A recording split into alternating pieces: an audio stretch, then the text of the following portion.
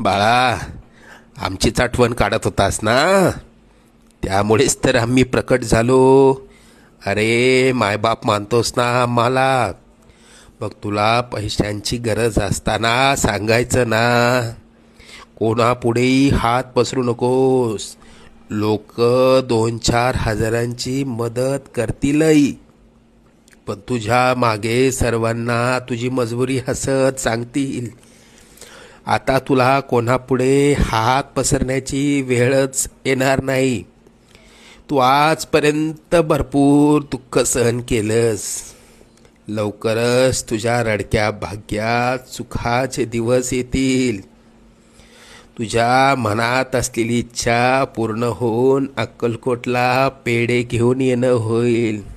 येशील ना आम्हाला भेटायला अक्कलकोटला? सगळं मनासारखं होईल. निश्चिंत राहा.